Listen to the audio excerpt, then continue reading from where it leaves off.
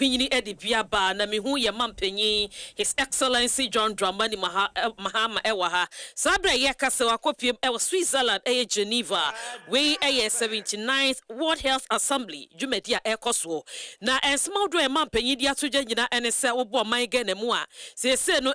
donor dependence ne yafie ni ntuso bio se ye twen ama brofo no abeboa ye we apom din semo no ahwe abeka achi ye ni se na anu ye America mampenyi Donald Trump di betu dwa se ame ahodo bebre ho no mamu America fo de bo no mu twitwa so ne ade ne titru ne apom de ho ensem enti mampenyi John Dramani Mahama edi atodwa se ye kase ya ye bofoto ye de ba be hye apom de esi achiba ne mu kena National Health Insurance Scheme ye anu yesika $3 billion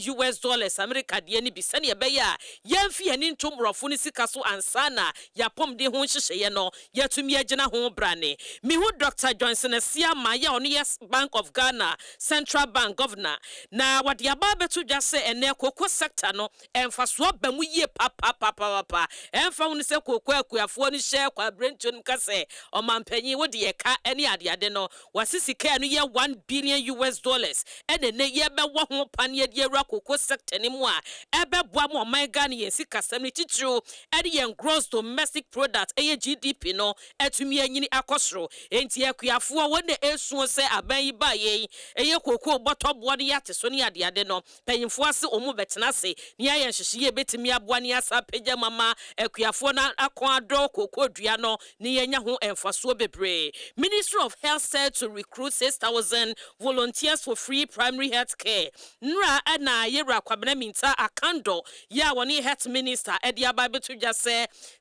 anasefo makwaje ntete ombeboa ama omaiga na pomde ho hyehye na tumi akoye no emu maakoma mpimsia ene mprempre de yebehwe ne yafa wo no na okunyini si afe ne yebefa wo no wo hwe the Ghanaian publisher wasi yafa wo no enti ni nyina ye enti anasefo no a ebi mu gufie ni ade no ene health ministry no edi abetu dwa se wo no ba be fa bi na aboa ma wo na ebekwache compounds health center asupiti nkitwa ne akesie mu no aboa ma healthcare delivery system etumi akonanim daily guide ni de ewa ha se enti amisa na ase befa no na mahwe the Ghanaian publisher nim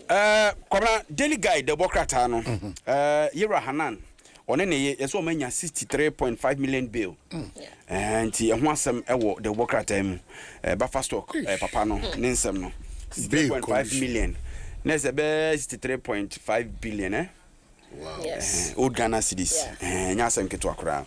Wontumi denies Exim Bank 14 million Ghana cedi fraud charges nti chema Wontumi so da bia ne de no nsuo foforo togum we ya asem foforo kra se sika bi okoje ye se wode koye adwuma bia eno no Wontumi mu ho akonta no ne yetwe nabo so wo court na poor internet service ene enra banta wa hunu video ni bi Me hwe kakra Honorable Sam George ene abno sasare voice no kra ho na utia na ano hye Yera Sam George na yebisa na semo Public Accounts Committee na ugusu yi ano no ena maame abna Osei asare a ono no oye chairperson de ma committee no ebemu yata so onti ase enwa na nyasem ketoa kra yemra hye bidwamfo no minim ba bi o mabotre ko banansa intemu de ya na abotresem ne nkoyie obekai ayi January 20 is it 2021 yeah sad bra na ye speaker de yana DC ye MC levy times so sabi bi sa so see na recent times no is it vetting yes vetting we say nkonyan Yera Kwabena minta kando eba no butu nkonwa no ne ade they are honorable members opening nti aya no mumma omo temperament no hwe papa wonwum bi o se kokko sori adwene nya adwuma nti bibia ni anya abotre because nipa okokko sori ade obeye bia no be wi akire no wa wotena sidin na ahwa atum se mfom so obem na ye ka so a Yera Sam George so bebia na abotre ko bia onkonkope izase na abotre wo bebia na abotre ko bia onkope na kira kwan se oso obesom beye dudu adwuma edurumre bia wo se otete niam bi so Na say me hwe internet ho asem na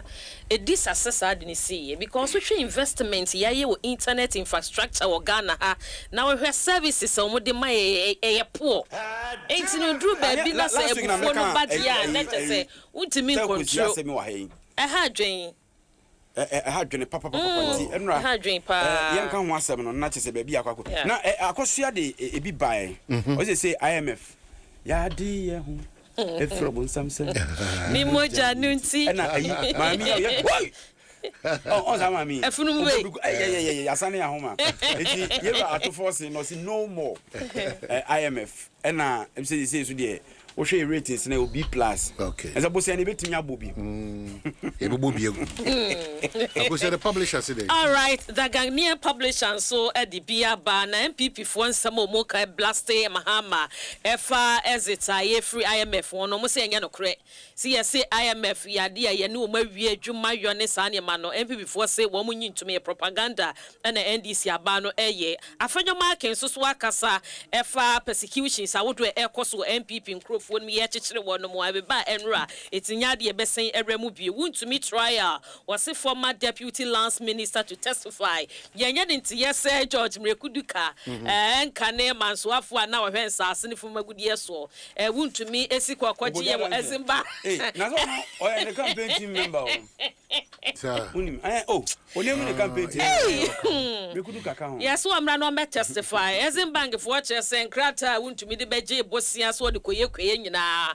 fraud na yesi nipa obetimi adi ho adanse ese krogen ye valid no George Mrekuduka nti wono so no eyewitness ba ko so ye to yen safra no court so omra no mayi nsam no NDC 2028 Pratt reveals growing bitter rivalries enti nipa egu ha nyina ye mpanyifo ni ntini a wo mu NDC amenyoko mi hu ye nua be ma ato force no ha say ye Haruna Idrisu Johnson esi edu nketia Mustafa Bandi sisa de ha party no sawa no say affected party ni pa ni aban na nkasa kra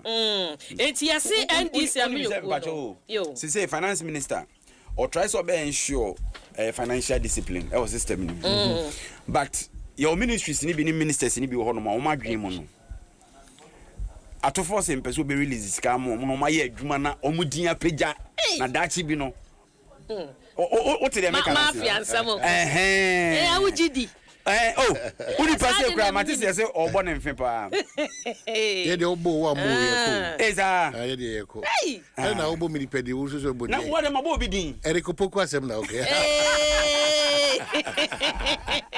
yesi de nkwa ho nyina wa free na kokwa kitingiti say no ye de ama ayi ekuo bi hu bi na no kokwa asem ba ya agric minister na otuko no na ono ne mu a say o pata akuafo what you say abra sector minister koko board Nsem nyina so so no so ye from penipu no so na say de be ye pa nkwa be fa table no so de high tension family so so man afia be anti yesi panyifo ni ntini wo mani abrepa said that be no mu ambition so ba be president wo mayi mu ne yesi wo mu do mu ti bubom se ya also ne omo yesa ne no kasa ebia ni also me so mo de honorable Ekupuku aka ho onto say na no ono an flyer bi e ba bonten I think they are not being fair to the man